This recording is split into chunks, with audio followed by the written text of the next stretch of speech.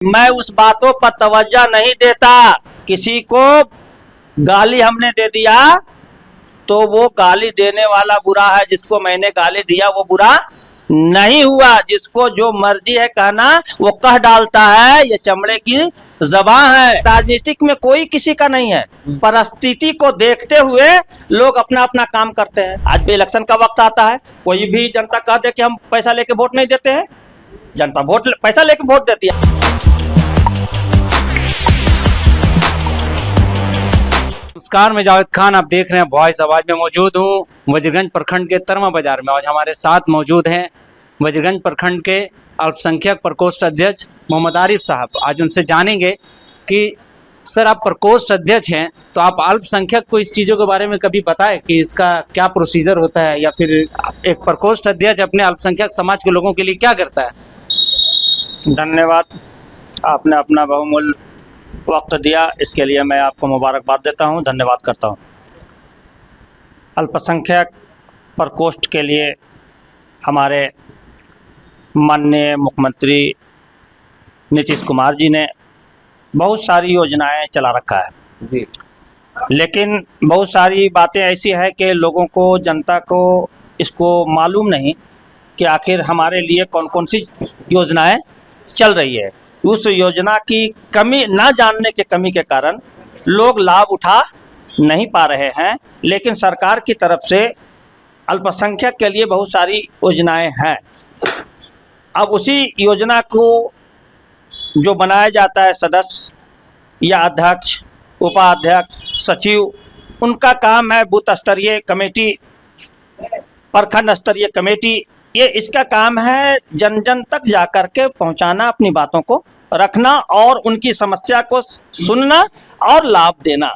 लेकिन ये थोड़ी सी कार्यकर्ता अपने सोच विचार कर करके वो काम को नहीं कर पाता है, जिसके कारण आज अल्पसंख्यक हो या कोई भी सरकार की योजना वो वंचित रह पाता है। अल्पसंख्यक प्रकोष्ठ अध्यक्ष का काम होता है आरिफ साहब कि अपने समाज के लोगों को अपनी पार्टी के छवि को बारे में बताना। तो अब आप वक्फ बिल संशोधन के बाद अपने पार्टी का जो विचारधारा है उसको कैसे पेश करेंगे अल्पसंख्यक के पास। अपनों ने हमें लूटा, गैरों में कहाँ दम था, कश्ती वहाँ पे डूबी, पानी जहाँ पे कम था। तो इसमें कोई शक व शुबा नहीं कि हमारे माननीय नीतीश कुमार जी जो आज वक्फ बोर्ड को साथ दिए, बिल को पास होने के लिए साथ दिए, ऐसी बात नहीं कि हमारे माननीय मुख्यमंत्री जी ने अल्पसंख्यक के लिए कुछ नहीं किया। अल्पसंख्यक के लिए बहुत सारी काम को उन्होंने किया, लेकिन ये पार्टी के उच्च स्तरीय बात होती है। हम लोग इसको बैठ करके पास हो गई, लेकिन फिर भी हम लोग इस बात को वहाँ तक माननीय मुख्यमंत्री तक पहुँचाने की कोशिश कर रहे हैं। और उसके बाद ये सारी त्रुटियाँ कहाँ से क्या हुई नहीं हुई, उसके बारे में हमारे उच्च स्तरीय कमेटी इसको गहन से समझ रही बात को और उसके बाद जो है वो काम होगा। अल्पसंख्यक कल भी साथ दिया है तो अल्पसंख्यकों को वो भी साथ दिया, लेकिन आज परिस्थिति ऐसी हो गई कि हम अल्पसंख्यक हैं, प्रकोष्ठ के हैं, तो हमारा दायित्व है, हमारा काम है कि जो वक्फ बोर्ड में जो कानून आई है वो हमारे खिलाफ है। जब हमारे खिलाफ है तो हम पार्टी के खिलाफ नहीं है, लेकिन इस बोर्ड की गठन जो हुआ है उस बोर्ड के कानून के खिलाफ हम हैं। अपनी आवाज़ को बुलंद कर रहे हैं, वहां तक पहुंचाने की कोशिश कर रहे हैं। इसके लिए उच्च स्तरीय कमेटी हमारे काम कर रही है। जनता दल यूनाइटेड जो है, JDU, जनता दल यूनाइटेड है या फिर जोड़ तोड़ पार्टी है? जनता दल यूनाइटेड ये पार्टी है, समझे। जोड़ तोड़ पार्टी का अर्थ ही नहीं, JDU के मतलब जोड़ तोड़ पार्टी नहीं होती है। अब माना लगाने के लिए बहुत कुछ, एक शब्द का 10 माना है, एक लफ्ज का 10 माना है। वो 10 माने को कहाँ ले जाकर सेट हो जाएगा, इसकी कोई बात नहीं है। कोई भी कहीं पर सेट कर सकता है, लेकिन कोई भी पार्टी विकास के काम के लिए कोई भी विकास कराता है, विश्वास दिलाता है और विश्वास दिला कर करके जनता का काम करता है। जनप्रतिनिधि इसीलिए चुना जाता है कि क्षेत्र में विकास हो। पिछली बार जो है लोगों ने बड़ा उम्मीद से वोट दिया जनता दल यूनाइटेड को कि फिर से नीतीश कुमार आएंगे और बिहार में जो है बाहर आएगा, नौकरियां मिलेगी, बेरोजगारी खत्म होगी, पलायन रुक जाएगा। लेकिन अभी आपने देखा होगा कि कन्हैया कुमार जो है अभी एक रैली निकाले थे जिनका नाम था पलायन रोको नौकरी दो। और दूसरी चीज ये है कि अभी आप देख रहे होंगे कि अभी होम गार्ड का जो है वो भर्ती होने का जो प्रक्रिया है वो चालू होने वाला है। अभी एडमिट कार्ड को लेकर भी अनाउंसमेंट हो गया है। इतने दिन से नीतीश बाबू ये कह रहे हैं कि हमने बहुत नौकरियां दी है, फिर भी आप होम गार्ड की तैयारी करने वाले एकदम अधेड़ उम्र के भी लड़कों को देखेंगे जिनको नौकरी नहीं मिली है, इतने तादाद में है, तो फिर नौकरी दिए किनको वो? नौकरी मैक्सिमम सारे लोगों को दी गई है। अब कोई 10,000, 1,00,000, 5,000 ये कह दे, बात अलग है। हर की सीमा अवधि होती है, सीमा समय के मुताबिक से हर चीज़ निकाला जाता है। सरकार के पास जितनी उपलब्धियां हैं, जितनी जगह खाली है, बहुत सारी जगह हर पोस्ट पे खाली है, लेकिन सरकार अपनी उपलब्धियां को देखती है। कर्मचारी हमें बहाल करना है तो उसके लिए भी सोचना है कि भाई ये आमदनी हमारी कहाँ से आएगी, ये सारी चीज़ कहाँ से आएगी। आज शिक्षा विभाग हो, कोई विभाग हो, सब लोग ये कहते हैं, मांग करते हैं कि 10 रुपया है तो वो 20 रुपया में हमारी हो जाए, 50 रुपया है 500 रुपया भी हो जाए। तो इसी तरह से सारे लोग जो कार्यरत हैं वो भी अपने मांग बढ़ाने के करते हैं, और जो सरकारी नौकरी पाने के लिए है वो भी करते हैं। लेकिन सरकार की एक अवधि होती है कि इतने लोग को हमें नौकरी देना है। अभी आपने कहा कुछ देर पहले ही कि हम इस कानून के खिलाफ हैं, वक्फ बिल कानून के खिलाफ हैं, पर पार्टी के खिलाफ नहीं जा सकते हैं। जी। आपके लिए जो शरिया कानून है, जो इस्लाम जिस चीज की इजाजत देता है अपनी जमीनों को वक्फ करने का, उसके खिलाफ जाके सरकार अगर कोई काम करता है, अभी आपने देखा भी होगा कि जदयू के बहुत सारे नेता ऐसे हैं जिन्होंने इस्तीफा दे दिया, तो सर इस पर आपका क्या स्टैंड है? आप क्या इस तरीके का कोई एक्शन लेंगे?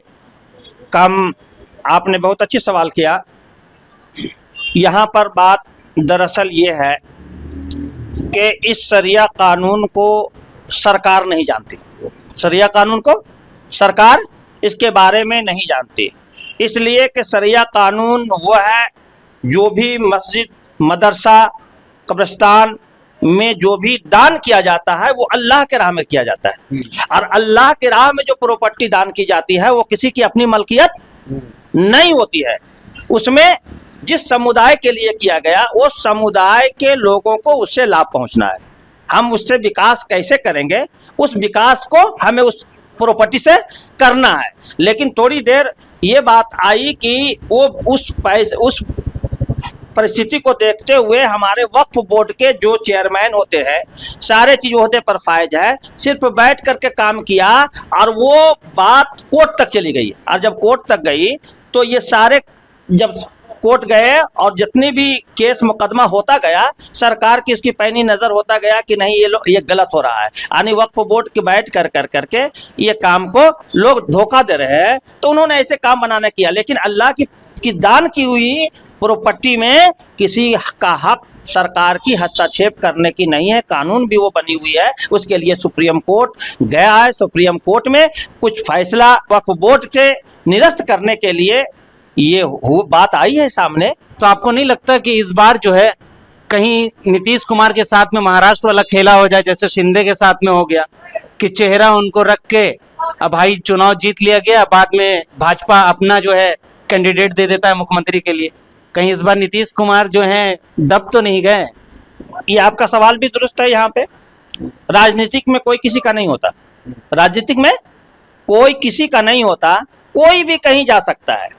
अब रही बात कि अगर हम सोचो विचार कर करके अगर नहीं चलेंगे तो ये आने वाले वक्त में हो सकता है, ये कोई दो मत की बात नहीं है।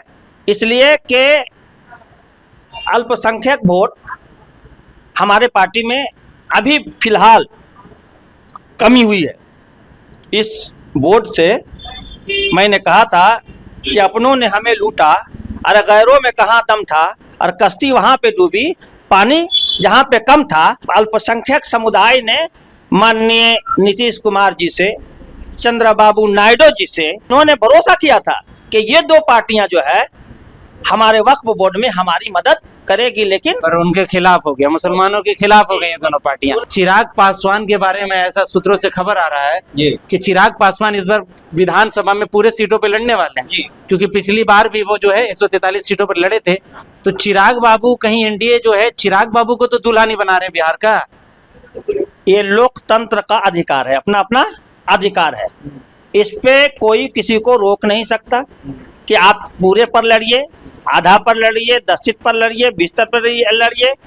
मैं धन्यवाद करना चाहता हूं एलजेपी के माननीय मुखिया चिराग पासवान जी को, वो सारे सीटों पर लड़े, इसमें कोई फर्क नहीं है, सब अपने अपने काम के हिसाब से वोट मांगे। एनडीए के घटक दल है ना, एनडीए से ही तो, एनडीए में ही तो है वो जिसका घटक दल, मैंने कह दिया कि राजनीतिक में कोई किसी का नहीं है, परिस्थिति को देखते हुए लोग अपना अपना काम करते हैं, इसमें किसी को रोक टोक नहीं है कि हाँ हम कहें वही होगा। आज पार्टी महागठबंधन बनी है, एनडीए बनी है, एनडीए में भी फूट हो रही है, महागठबंधन में भी फूट हो रही है।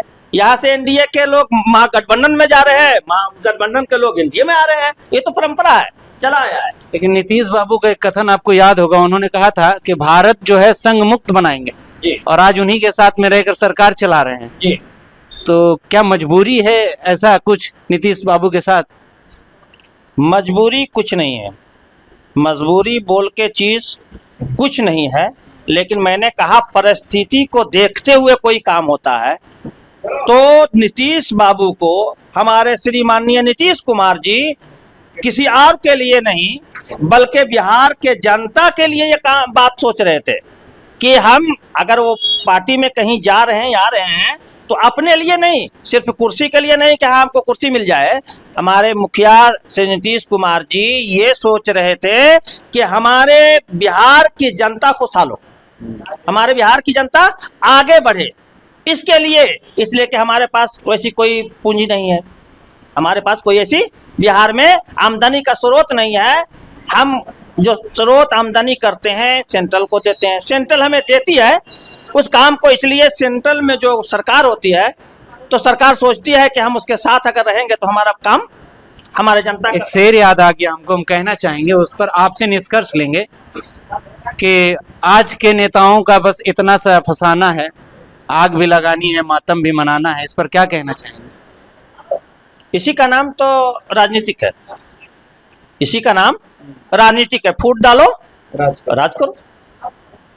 आप सहमत हैं?